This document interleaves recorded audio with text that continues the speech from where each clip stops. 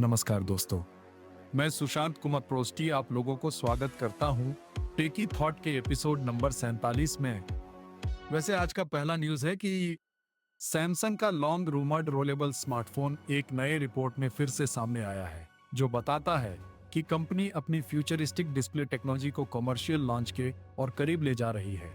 Reports के मुताबिक Samsung 2028 के फर्स्ट हाफ में अपना पहला रोलेबल फोन लॉन्च कर सकता है, जिसे फिलहाल गैलेक्सी Z स्लाइड नाम से स्पेकुलेट किया जा रहा है। डिवाइस एक्सपैंड होकर 10 INCH 16 से 9 डिस्प्ले और लगभग 440 ppi पिक्सल डेंसिटी ऑफर कर सकता है।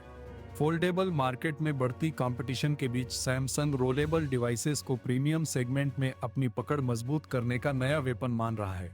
कंपनी 2030 तक दूसरा रोलेबल मॉडल भी ला सकती है, हालांकि अभी तक सैमसंग ने इस प्रोजेक्ट की ऑफिशियल कंफर्मेशन नहीं दी है। ओके, नेक्स्ट सेकंड न्यूज है कि सैमसंग ने इंडिया में अपना नया गैलेक्सी M4 5G लॉन्च कर दिया है, जो 25,000 रुपए से कम प्राइस सेगमेंट में पावरफुल फीचर्स के साथ लॉन्ग टर्म सॉफ्टवेयर सपोर्ट भी ऑफर करता है। स्मार्टफोन में 6.7 inch FHD plus super AMOLED plus 120 hertz display, Snapdragon 7 Gen 4 chipset, 8 GB RAM और 256 GB तक एक्सपेंडेबल स्टोरेज दिया गया है।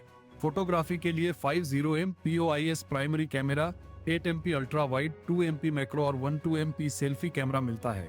फोन में 6000 मिलियम पावर बैटरी के साथ 45 वाट फास्ट चार्जिंग सपोर्ट है। सबसे बड़ी हाईलाइट है एंड्रॉइड 16 BASED One UI 8.5 के साथ 6 एंड्रॉइड OS अपडेट्स और 6 साल के सिक्योरिटी अपडेट्स का प्रॉमिस। इसकी शुरुआती कीमत 22,999 रुपये है और सेल 4 जुलाई से अमेजन प्राइम डे के दौरान शुरू होगी। नेक्स्ट थर्ड न्यूज है कि एंथ्रोपिक का advanced AI model Claude fable 5 जल्द ही ग्लोबली दोबारा अवेलेबल हो सकता है। जेरूसलम पोस्ट की रिपोर्ट के मुताबिक US गवर्नमेंट ने 2 हफ्ते का बन हटाने का फैसला लिया है। यह बन नेशनल सिक्योरिटी कंसर्न्स की वजह से लगाया गया था, जिसके तहत फॉरेन नेशनल्स और नॉन US एंथ्रोपिक एम्प्लॉइज को मॉडल का एक्सेस रोक दिया गया था। रिपोर्ट के अनुसार सिक्योरिटी इश्यूज अब रिजॉल्व हो चुके हैं और एंथ्रोपिक ने डिप्लोमेटिक एफर्ट्स के बाद सर्विसेज रिस्टोर करने की तैयारी कर ली है। मार्केट सेंटीमेंट भी इसी तरफ इशारा कर रहा है कि 1 जुलाई तक क्लॉड फेबल 5 की वापसी हो सकती है। अब सबकी नजर एंथ्रोपिक CEO डारियो अमोदेई और US कॉमर्स डिपार्टमेंट के ऑफिशियल कंफर्मेशन पर टिकी हुई है। ओके, फोर्थ न्यूज है कि ग्लोबल मेमोरी चिप शॉर्टेज के बीच एप्पल नए सप्लायर्स की तलाश में है और इसी कड़ी में कंपनी ने रिपोर्टेडली ट्रंप एडमिनिस्ट्रेशन से चाइनीज चिप मेकर CXMT से मेमोरी चिप्स खरीदने की परमिशन मांगी है। CXMT पेंटागन की चाइनीज मिलिट्री कंपनी ब्लैकलिस्ट में शामिल है, जिससे नेशनल सिक्योरिटी कंसर्न्स जुड़े हुए हैं। अगर डील होती है तो एप्पल को US गवर्नमेंट कॉन्ट्रैक्ट्स और राजनीतिक बैकलैश का सामना करना पड़ सकता है। लॉमेकर्स ने इसे अमेरिका की सप्लाई चेन सिक्योरिटी के लिए खतरा बताया है। CXMT फिलहाल कॉमर्स डिपार्टमेंट की एंटिटी लिस्ट में नहीं है, लेकिन फ्यूचर रिस्ट्रिक्शंस का रिस्क बना हुआ है।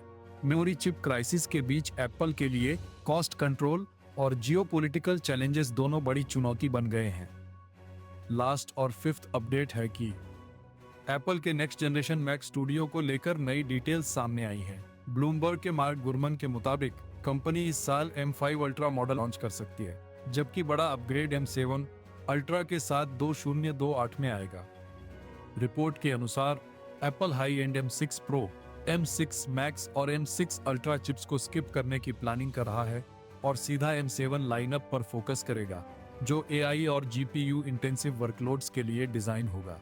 2028 मैक स्टूडियो में नया इंटरनल आर्किटेक्चर और इम्प्रूव्ड हीट सिंक मिलने की उम्मीद है। वाहिन मेमोरी चिप सप्लाई इश्यूज और बढ़ती कॉस्ट की वजह से रिफ्रेश डिले हुआ है। Apple reportedly 768 GB unified memory option भी टेस्ट कर रहा है, लेकिन सप्लाई कंस्ट्रेंट्स अभी भी चैलेंज बने हुए हैं। That's all.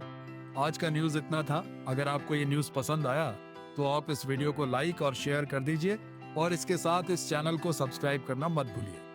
नमस्कार।